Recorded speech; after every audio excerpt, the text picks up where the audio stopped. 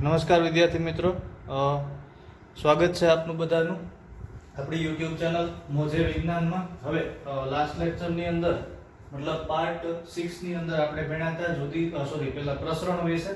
આજે ભણવાનું છે દ્રાવણની જુદી જુદી સાંદ્રતાના આધારે દ્રાવણના પ્રકારો અને તેની કોષ પર થતી અસરો વિશેની માહિતી આજના લેક્ચરમાં આપણે મેળવીશું. સૌથી પહેલા તો એક ક્લિયર કરી દઉં કે લગભગ પાર્ટ નંબર 5 પછી નહીં 4 પછી મેં કંઈક પાર્ટના નંબર સુધારવાનું ભૂલી ગયો છું, એના માટે માફી ચાહું છું. બાકી તમે સમજી જશો કે કયા લેક્ચર પછી કયો લેક્ચર ભરવાનો છે. ઓકે, તો હવે આજે અભ્યાસ કરીશું સાંદ્રતા વિશે અને દ્રાવણો વિશે. એમાં ખાસ કરીને આપણે અભ્યાસ કરવાનો છે દ્રાવણો વિશે, કે ભાઈ દ્રાવણના પ્રકાર કઈ રીતે પડે અથવા તો દ્રાવણના પ્રકાર કઈ રીતે પાડવામાં આવે, જુદી જુદી સાંદ્રતાના આધારે જુદા જુદા દ્રાવણો કઈ રીતે ઓળખી શકાય અથવા તો કેટલા પ્રકારના હોય અને આ દ્રાવણોની કોષ ઉપર કેવી અસરો થાય. સૌથી પહેલા તો આપણે એ જાણીએ કે સાંદ્રતાના આધારે દ્રાવણના પ્રકારો કેટલા પડે. તો સાંદ્રતાના આધારે દ્રાવણના કુલ 3 પ્રકાર પડે. કોના આધારે? સાંદ્રતાના આધારે. સાંદ્રતાના આધારે કુલ 3 પ્રકાર પડે. તો વળી પાછો પ્રશ્ન એ છે કે સાહેબ 3 પ્રકાર, તો 3 પ્રકારના દ્રાવણો એટલે કેવા દ્રાવણો? તો સાંદ્રતાના આધારે જુદા જુદા 3 પ્રકાર નક્કી કરવામાં આવે દ્રાવણના. આ 3 પ્રકારોમાં એક પ્રકાર છે જેનું નામ છે સમસાંદ્ર દ્રાવણ. 3 માંથી પહેલો પ્રકાર છે જેને કહેવામાં આવે સમસાંદ્ર દ્રાવણ. બીજો પ્રકાર છે જેને કહેવામાં આવે અધોસાંદ્ર દ્રાવણ. બીજો પ્રકાર જેને કહેવામાં આવે અધોસાંદ્ર દ્રાવણ. અને દ્રાવણનો ત્રીજો પ્રકાર જેને કહેવામાં આવે અધિસાંદ્ર દ્રાવણ.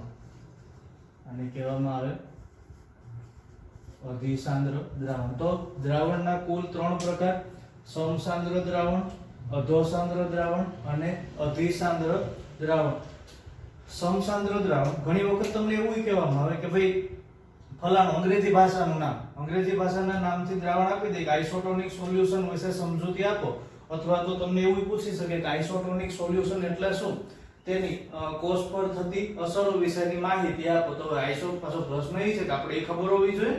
આઇસોટોનિક એટલે ગુજરાતી આપણી જે માતૃભાષા છે એમાં આઇસોટોનિક સોલ્યુશન ને કયા નામથી ઓળખાય? તો આઇસોટોનિક સોલ્યુશન નો મતલબ થાય સમસાંદ્ર દ્રાવણ. એટલે આ સમસાંદ્ર દ્રાવણને પિતૃભાષામાં કયા નામથી ઓળખાય? આઇસોટોનિક સોલ્યુશન.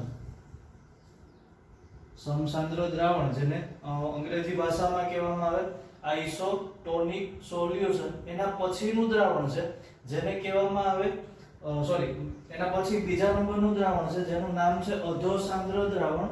આ અધોસાંદ્ર દ્રાવણ અને અંગ્રેજી ભાષામાં કહેવામાં આવે હાઇપોટોનિક સોલ્યુશન. અધોસાંદ્ર દ્રાવણને અંગ્રેજી ભાષામાં કહેવામાં આવે હાઇપોટોનિક સોલ્યુશન.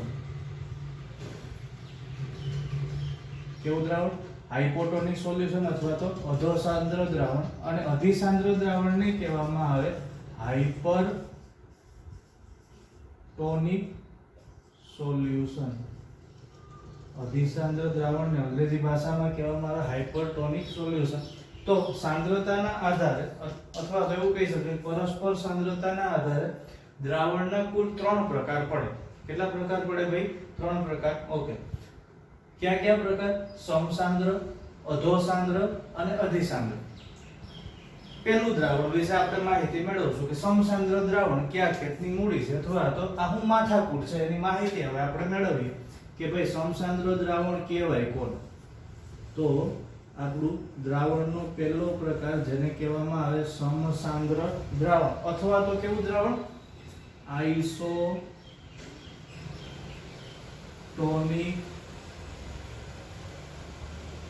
સોલ્યુશન. કેવું સોલ્યુશન? આઇસોટોનિક સોલ્યુશન, સમસાંદ્ર દ્રાવણ. હવે જો જ્યારે આવા દ્રાવણોની વાત થતી હોય કે સમસાંદ્ર દ્રાવણ, અધોસાંદ્ર દ્રાવણ કે અધિસાંદ્ર દ્રાવણ, તો આ બધા દ્રાવણો કેવા હશે? તો કે આ એકબીજાની સાપેક્ષે સાંદ્રતા માપવામાં આવ્યા પછી દ્રાવણનું નામ આપવામાં. મતલબ અહીંયા આપણે દ્રાવણની વાત કરશું તો માત્ર એક જ દ્રાવણની નહીં પણ કેટલા દ્રાવણની વાત કરશું? બે દ્રાવણની વાત કરશું. એકબીજાની સરખામણીમાં કેવું દ્રાવણ છે અથવા તો પરસ્પર સાંદ્રતા કે બે દ્રાવણની સાંદ્રતા એ કયા દ્રાવણની સાંદ્રતા વધુ અને કયા દ્રાવણના અણુઓ કે કયા દ્રાવ્યના અણુઓ કોની તરફ ગતિ કરશે. તો એક પ્રસરણનો સિદ્ધાંત હતો કે વધુ સાંદ્રતાથી કઈ તરફ ગતિ કરે? ઓછી સાંદ્રતા તરફ. મતલબ અહીંયા કંઈક એવું થશે કે જેની સાંદ્રતા વધુ હશે આ વધુ સાંદ્રતા ધરાવતા દ્રાવણના અણુઓ ઓછી સાંદ્રતા ધરાવતા દ્રાવણના અણુ તરફ ગતિ કરશે. આ ફિક્સ છે, આમાં કોઈ ફેરફાર છે નહીં. તો હવે અહીંયા પહેલા સમજીએ કે સમસાંદ્ર દ્રાવણ એટલે શું? સમસાંદ્ર દ્રાવણ એટલે શું?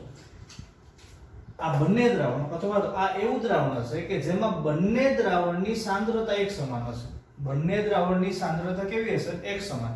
અથવા તો બંને દ્રાવણની પાણીની સાંદ્રતા એક સમાન હશે. જો બંને દ્રાવણની સાંદ્રતા એક સમાન હોય કે બંને દ્રાવણની પાણીની સાંદ્રતા એક સમાન હોય તો આવા દ્રાવણને કયા નામથી ઓળખાય? સમસાંદ્ર દ્રાવણ. જો બંને દ્રાવણની સાંદ્રતા એક સમાન હોય કે બંને દ્રાવણની પાણીની સાંદ્રતા એક સમાન હોય તો આવા દ્રાવણને કયા નામથી ઓળખાય? સમસાંદ્ર દ્રાવણ. એટલે સમસાંદ્ર દ્રાવણની વ્યાખ્યા આપવી હોય તો આમ આપી શકાય: જો બંને દ્રાવણની સાંદ્રતા એક સમાન હોય કે બંને દ્રાવણોની પાણીની સાંદ્રતા કે બંને દ્રાવણોની પાણીની સાંદ્રતા એક સરખી હોય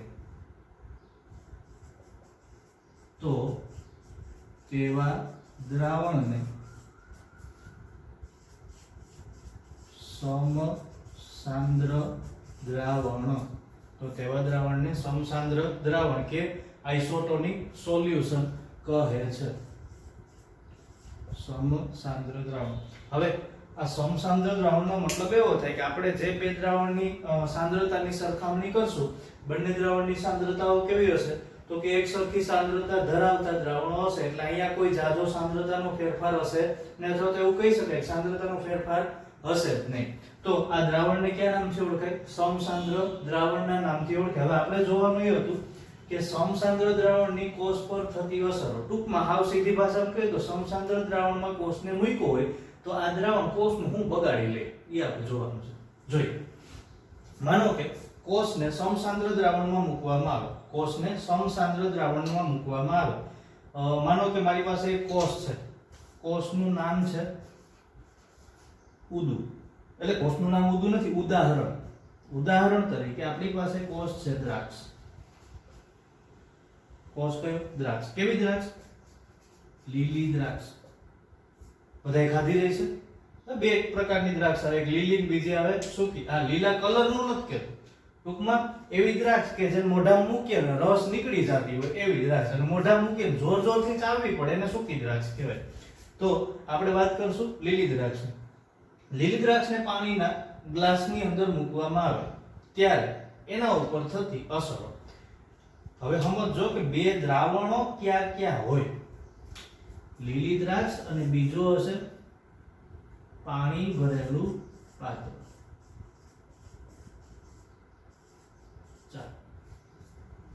એક લીલી દ્રાક્ષ, આને આપણે કીધું હતું કોષ.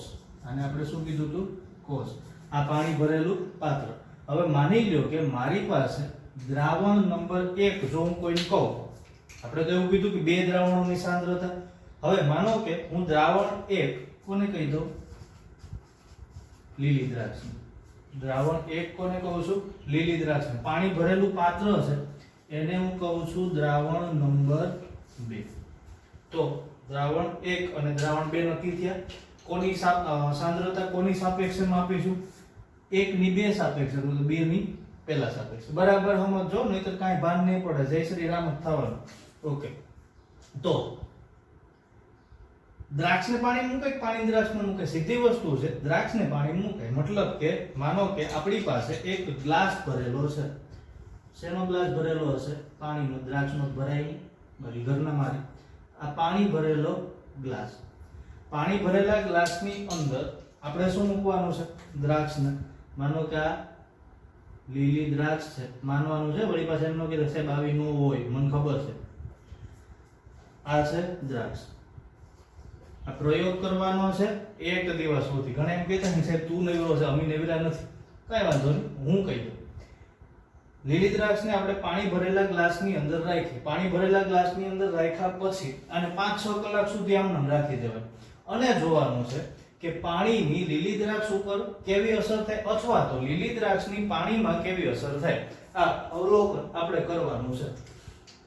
જોઈએ કેવી અસર થાય. હવે શું કરશું તો કે સમસાંદ્ર દ્રાવણની અંદર જ્યારે કોષને મૂકીએ તો કોષ પર કઈ અસર થાય આ તમને મેં પ્રયોગ કહી દીધો. ભાઈ આમ પ્રયોગ કરે. વાસ્તવમાં એટલે આ વાસ્તવિક છે. હવે પ્રાયોગિક રીતે મતલબ કે આડછેદ અથવા તો કાયદેસર રીતે કેવી અસર થાય જોઈએ. ઓકે, સમસાંદ્ર દ્રાવણ છે. બંને દ્રાવણની પાણીની સાંદ્રતા કેવી છે? એક સરખી. બંને દ્રાવણની પાણીની સાંદ્રતા કેવી છે? એક સમાન. હવે આ દ્રાક્ષને આપણે કોષ તરીકે વિચારીએ. દ્રાક્ષને કોષ તરીકે વિચારીએ એટલે આ દ્રાવણ નંબર 1 આપણા માટે કોણ છે? કોષ. દ્રાવણ નંબર 2 કોણ છે? પાણી ભરેલું પાત્ર. હવે કોષને ક્યાં મૂકવાનો છે તો કે સમસાંદ્ર દ્રાવણમાં. કોષને ક્યાં મૂકવાનો? સમસાંદ્ર દ્રાવણમાં. જો બંને બાજુએ સાંદ્રતા સમાન હોય, એક નિયમ છે યાદ રાખો.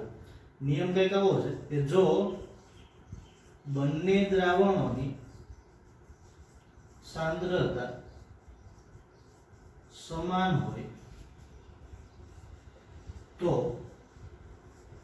પ્રસરણ શક્ય બનશે નહીં. જો બે બાજુએ સાંદ્રતા સમાન હોય તો પ્રસરણ શક્ય બને નહીં. તો પ્રસરણ શક્ય બને નહીં એટલે પ્રસરણની ઘટના થાય નહીં. પ્રસરણની ઘટના ન થાય તો દ્રાક્ષનો એકય અણુ પાણી તરફ નહીં જાય કે પાણીનો એકય અણુ દ્રાક્ષ તરફ નહીં જાય. મતલબ અહીંયા કાંઈ જોવા મળશે નહીં. જેમ છે એમનું એમ રહેશે. જેમ છે એમનું એમ રહેશે. દ્રાક્ષ પોતાની સ્થિતિમાં યથાવત રહેશે, પાણી પોતાની સ્થિતિમાં યથાવત રહેશે. આના ઉપરથી આપણે એવું કહી શકીએ કે સમસાંદ્ર દ્રાવણમાં કોષને મૂકવામાં આવે તો માનો કે કોષ પોતાનું પાણી ગુમાવે, જેટલું પાણી કોષ ગુમાવે એટલું જ પાણી કોષ મેળવશે. એટલે સમસાંદ્ર દ્રાવણમાં કે સમસાંદ્ર દ્રાવણની કોષ પર કોઈ જ અસર થતી નથી. એટલે આવું કહી શકીએ કે સમસાંદ્ર દ્રાવણની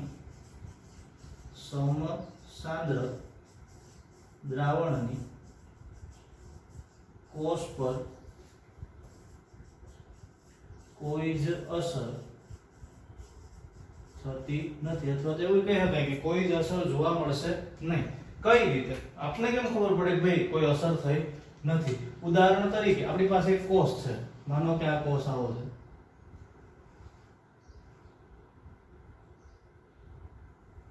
હવે આ કોષને આપણે મૂકવાનો છે સમસાંદ્ર દ્રાવણ. હાલો મૂકો.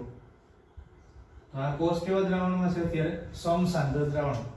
કોષની ફરતે આ લાલ બોર્ડરને આપણે કયા નામથી ઓળખતા હતા? કોષ દિવાલ.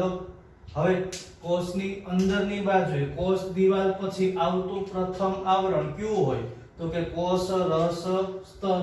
તો આ લીલા રંગનું આવરણ જેને હું કહું છું કોષ રસ સ્તર. ઓકે, તો આ કયું આવરણ થયું ભાઈ? કોષ રસ સ્તર. સમજાય છે? તો આ પહેલું આવરણ જેને આપણે કહીએ કોષ દિવાલ, બીજો આવરણ જેને આપણે કહીશું કોષ રસ સ્તર. કોષની અંદર મુખ્યત્વે આપણે જેની સાંદ્રતાની ચકાસણી કરવાની છે એ ભાગ, આને હું કહું છું H2O. આને હું શું કહું? H2O એટલે પાણી. આમાંનો સમજાતું હોય તો ભૂ. H2O મતલબ પાણી વાળો ભાગ.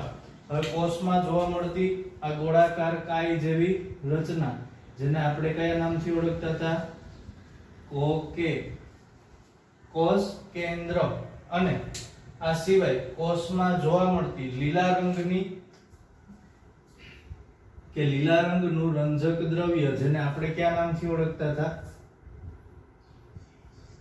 લીલા રંગનું રંજક દ્રવ્ય. આ દ્રવ્યને આપણે નામ આપ્યું હતું હરિત કણ. દ્રવ્યને નામ આપ્યું હતું હરિત કણ. એટલે લીલા રંગનું દ્રવ્ય છે જેનું નામ છે હરિત કણ. ઓકે, આ આપણો કોષ છે.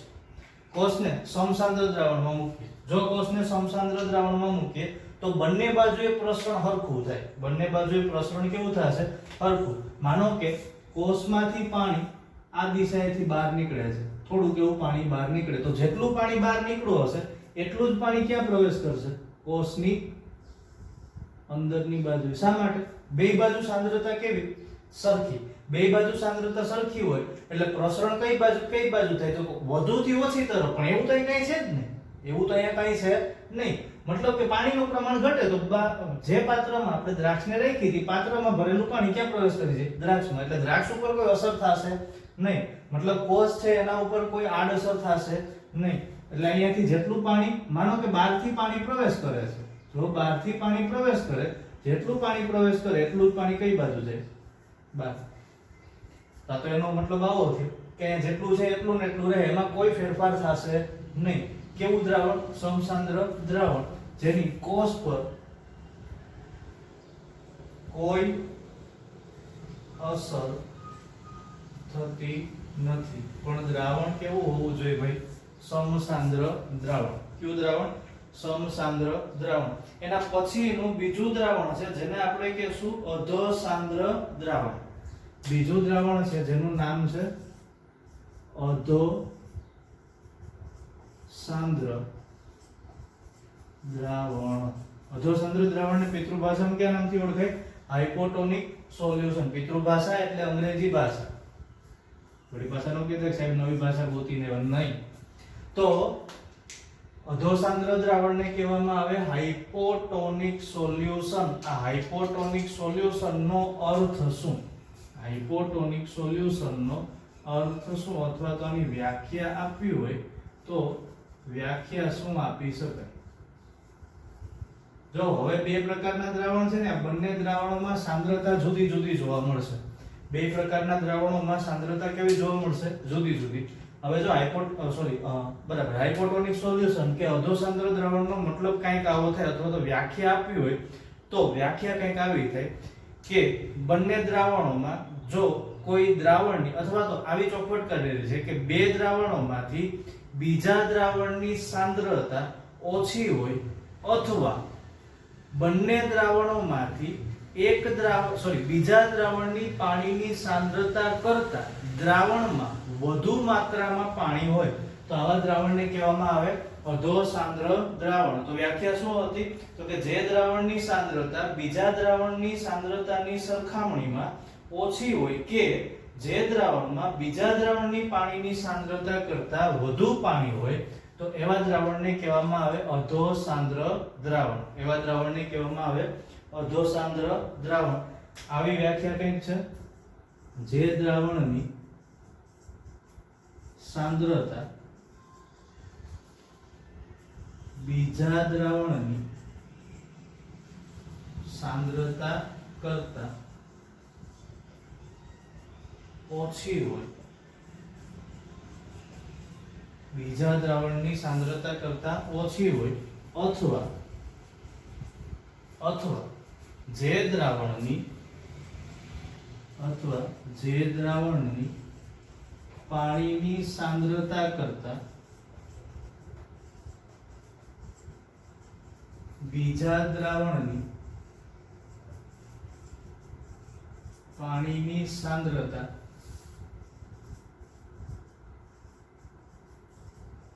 વધારે હોય તેવા દ્રાવણને અધોસાંદ્ર દ્રાવણ કહે છે.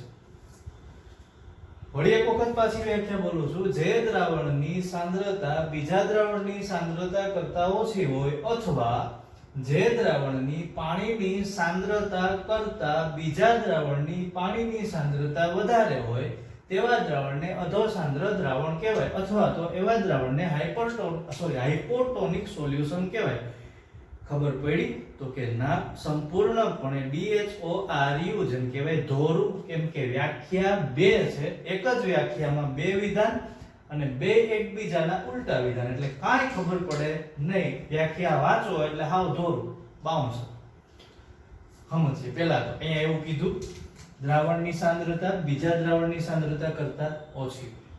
અથવા જે દ્રાવણની પાણીની સાંદ્રતા બીજા દ્રાવણની પાણીની સાંદ્રતા કરતા વધારે એવા દ્રાવણને કેવું દ્રાવણ કહેવાય? અધોસાંદ્ર દ્રાવણ. હવે જો અહીંયા થોડી તકલીફ પડે. દ્રાવણ નંબર 1, દ્રાવણ નંબર 2 કોને કેવા? દ્રાવણ 1 અને દ્રાવણ 2 કેવા કોને? સમજો હું કીધું?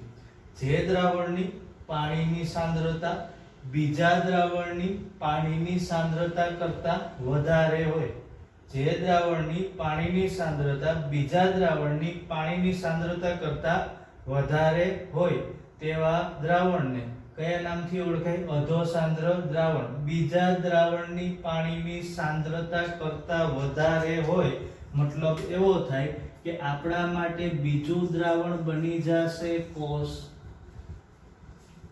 દ્રાવણની સાંદ્રતા બીજા દ્રાવણની પાણીની સાંદ્રતા કરતા વધારે છે મતલબ કોષ કરતા સાંદ્રતા વધારે. દ્રાવણ પેલું બની જશે પાણીનું પાત્ર. અહીંયા સાંદ્રતા કેવી છે? વધારે. અહીંયા સાંદ્રતા કેવી છે? ઓછી. તો આ દ્રાવણને કીધું તો અધોસાંદ્ર દ્રાવણ. હવે જો અધોસાંદ્ર દ્રાવણની કોષ પર થતી અસર, અધોસાંદ્ર દ્રાવણની કોષ પર થતી અસર. માનો કે કોષને અધોસાંદ્ર દ્રાવણમાં મૂકવામાં આવે. જો કોષને અધોસાંદ્ર દ્રાવણમાં મૂકવામાં આવે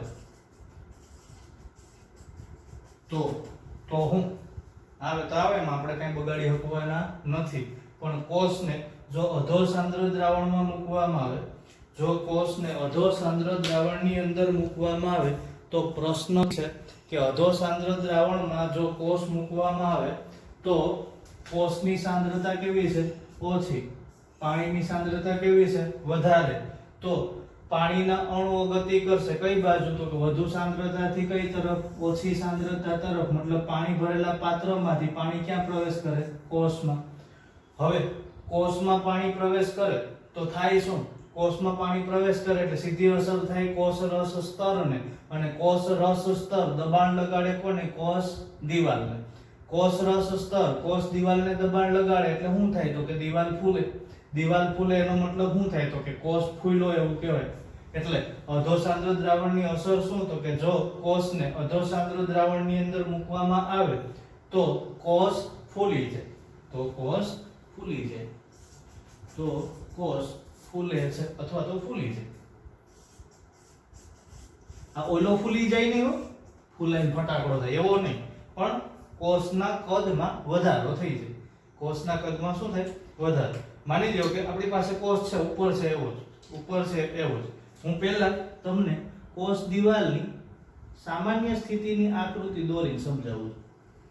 કોષ દિવાલની જ્યારે સામાન્ય સ્થિતિ અથવા તો કોષ ઉપર દ્રાવણની કોઈ અસર થયેલી હોય નહીં ત્યારે કોષની આકૃતિ અથવા તો કોષ દિવાલની આકૃતિ આપણે કંઈક આવી દર્શાવી. Yes or no? ઓકે. હવે શું છે તો કે આપણે આ કોષને ક્યાં મૂક્યો? અધોસાંદ્ર દ્રાવણમાં. અસર શું થશે? તો કે પાણી કોષમાં પ્રવેશ કરશે અને કોષ ફૂલી જશે. એટલે જ્યારે પાણી કોષમાં પ્રવેશ કરે એટલે સૌથી પહેલી અસર કોને કરે? તો કે અંદર રહેલા કોષ રસ સ્તરને, એટલે આપણે અહીંયા જે લીલા કલરનો ભાગ દર્શાવ્યો એને પહેલા અસર કરશે. એને અસર કરે એટલે કોષ રસ સ્તરના વિસ્તારમાં વધારો થાય. વિસ્તારમાં વધારો થાય એટલે દબાણ સીધું કોના ઉપર લગાડે? કોષ દિવાલ ઉપર. હવે કોષ દિવાલ ઉપર દબાણ લગાડે એટલે શું થાય? તો કે કોષ દિવાલ પણ ફૂલતી છે. એટલે કોષ દિવાલની રચના કંઈક આવી થઈ જાય. જો કોષ દિવાલ ફૂલી જાય, ફૂલીને ફટાકડો. એટલે આ કોષ દિવાલ આવી રીતે આમ ફૂલી જાય. કેમ દડા જેવું?